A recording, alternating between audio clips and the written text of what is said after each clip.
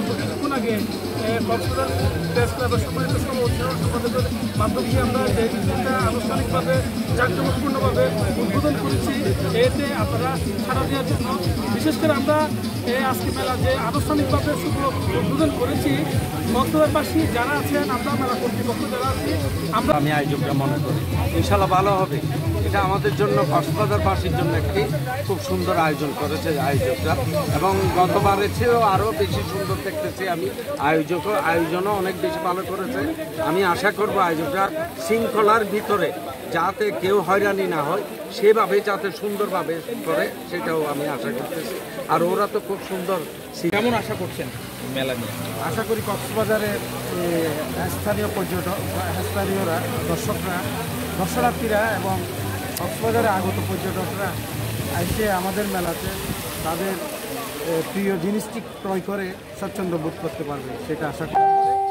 আমরা বিশ্বাস করি এটার মধ্যে দিয়ে কক্সবাজারের স্থানীয় উৎপাদিত পণ্যটা আমরা জাতীয় এবং আন্তর্জাতিকভাবে তাদের কাছে তুলে দেওয়ার জন্য একটি মনে করি। পাশাপাশি এই মেলা এখানকার পর্যটকদের প্রতি বিনোদনের একটি অন্যতম মাধ্যম।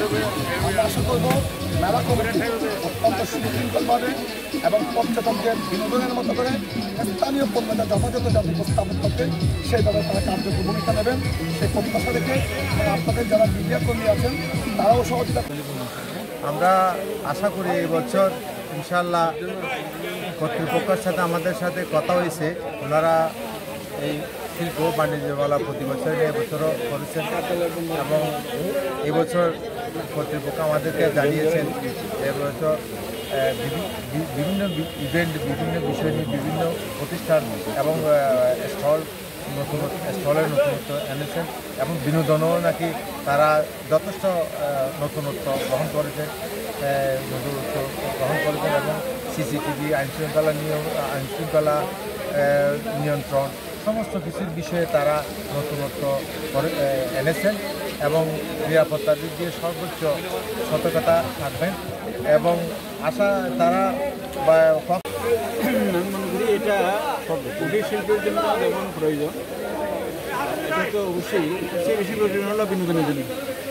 কারণ কক্সবাজার জেলাবাসী এবং পর্যটক এখানে ব্যবস্থা করে দিচ্ছেন। তো আমি মনে করি শিল্প বাণিজ্য মেলা যারা উদ্যোক্তা, যারা আয়োজক, তাদেরকে ধন্যবাদ জানাই, যে আমার জেলা প্রশাসনকে ধন্যবাদ জানাই, পুলিশকে ধন্যবাদ জানাই, কারণ ওনারা অনুমতি দিচ্ছেন বলে আজকে মেলা হচ্ছে।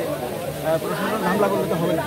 তো আমি আজকে কথা বাড়াবো না, শুধু এই মেলা কর্তৃপক্ষের বা আয়োজকদের পক্ষ থেকে বাংলাদেশের, দেশের এবং দেশের বাইরে যারা পর্যটক তাদেরকে আমন্ত্রণ জানাবো, তাদেরকে এই পর্যটন মেলায় আসার জন্য